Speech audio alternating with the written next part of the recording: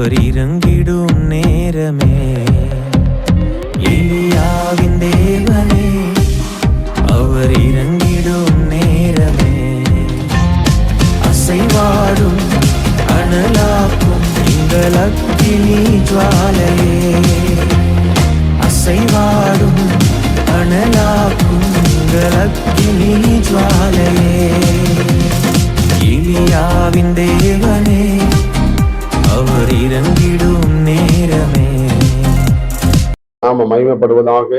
ஆண்டவரும் அருமை இரட்சகருமாகிய இயேசுவின் நாமத்தினால இந்த புதிய நாளுக்காக தேவனை ஸ்தோத்தரிக்கிறேன். நம் கண்களை மூடி ஜெபம். பரிசுத்த தேவனே, ராஜாதி ராஜாவும் கர்த்தாதி கர்த்தருமாய் இருக்கிற எங்கள் தகப்பனே, கடந்த நாட்கள் முழுவதும் பாதுகாத்த தேவன் இந்த புதிய நாளிலே எங்களை ஆசீர்வதிங்க.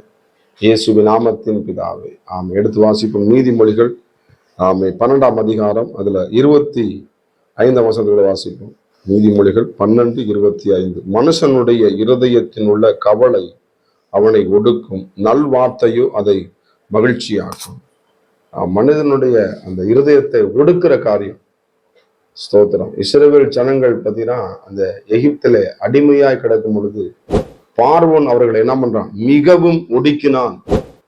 மோசை என்ன ஆராதிக்க ஜனங்களை விட்டுன்னு சொல்லி கேட்கும் பொழுது அவங்களுடைய வேதனைகளை என்ன பண்றான்? அவனுடைய வேலைகளை இன்னும் அதிகப்படுத்தி அவங்க என்ன பண்ற? ரொம்ப கஷ்டப்படுத்துறான். அவங்களால முடியல. ஒடுக்கப்பட்டார்கள். கவலையினால ஒடுக்கப்படுறாங்க, சரீரத்துல ஒடுக்கப்படுறாங்க, பயங்கரமா ஒடுக்கப்படுறாங்க. அப்ப நெருக்கத்துல இருக்கும் பொழுது ஒடுக்கப்படுறது அந்த இருதயம் என்ன பண்ணுச்சு? ஒடுங்கி கிடந்து. அப்ப பார்வோனை போல இருக்கிற உலகத்தின் காரியங்கள், பார்வோனை போல இருக்கிற அந்த வாழ்க்கையில காணப்படுகிற சில ஒடுக்கங்களை அவங்க பார்த்து அப்படியே சரி இப்படியே ஒடுக்கம் இப்படிதான் போயிடுன்னு சொல்லிட்டு அவங்க இருக்கல. அவங்க என்ன பண்றாங்க? தேவனை நோக்கி முறையிட ஆரம்பிச்சாங்க. இந்த காலை வேளையில கூட உங்களுடைய ஒடுக்கம் நிச்சயமாக மாறும். அதுல என்ன அந்த ஒடுக்கத்தை நீங்க அப்படியே நிரந்தரமா இருக்கிறது இல்லை. அந்த கவலை விட்டு நீ வெளியே வாங்க. கர்த்தருக்கு மகிமை. அந்த மனிதனுடைய கவலை அப்படின்னு சொல்ற இருதயத்தின் மனிதனுடைய மனுஷனுடைய கவலை இருதயத்தை தங்கி இருக்கிற கவலை.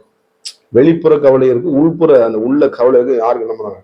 அவ்வளவு சீக்கிரம் தெரிஞ்சவங்க. ஆமா. அப்ப அந்த இருதயத்தை இருக்கிற கவலையை மாற்றக்கூடிய வேற ஒரு யாருமே மாற்ற முடியாது. மாற்றக்கூடிய ஒரே நபர் தேவனாகிய கர்த்தர் இயேசு கிறிஸ்து ஒருவர் மாத்திரமே. இந்த இஸ்ரவேல் ஜனங்கள் இந்த ஒடுக்கத்திலிருந்து வெளியே தேவன் கொண்டு வந்தார்.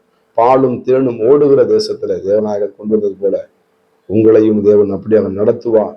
அதனால நாளைக்கு நாம கவலைப்படாதீங்க.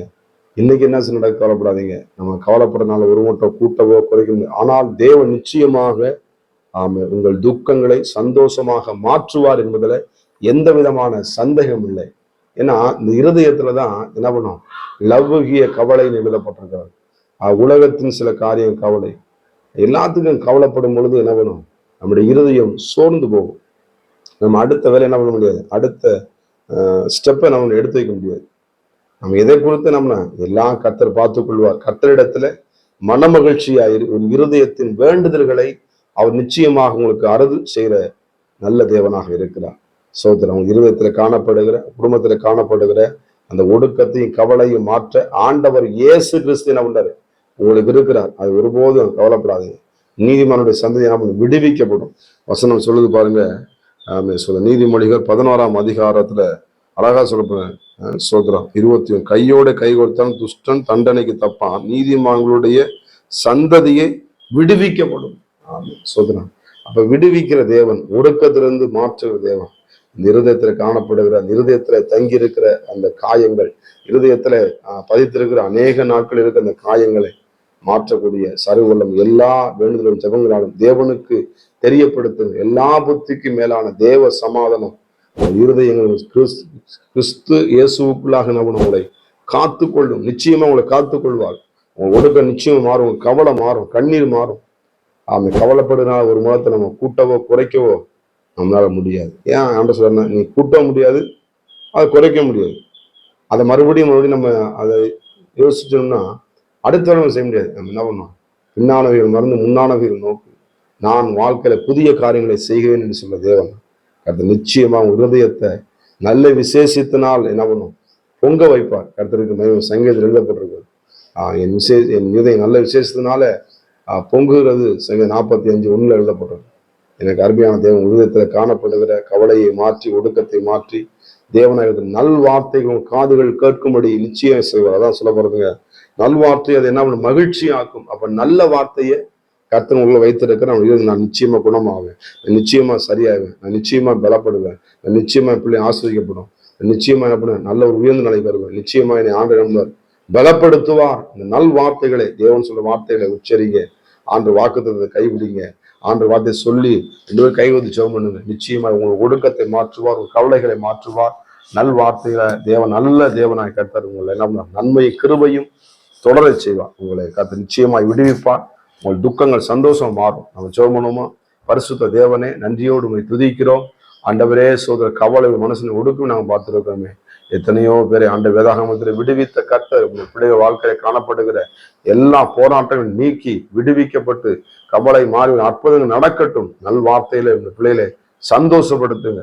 ஆண்டவரே, உங்களுடைய விழாப்பா உங்களுடைய பிள்ளைகளை பலப்படுத்த வேண்டும் நான் செபிக்கிறேன், இயேசுவின் நாமத்தின் பிதாவே, ஆமென். God bless you. கர்த்தர் உங்களை ஆசீர்வதிப்பாராக.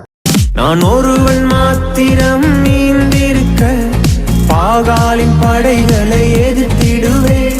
நான் ஜெபிக்க ஜெபிக்க அவர் தலையசைப்பார், ஜெபிக்க ஜெபிக்க அவர் தலையசைப்பார். நெருப்பாய் இறங்கிடுவார் என் தெய்வம், நெருப்பாய் இறங்கிடுவார்.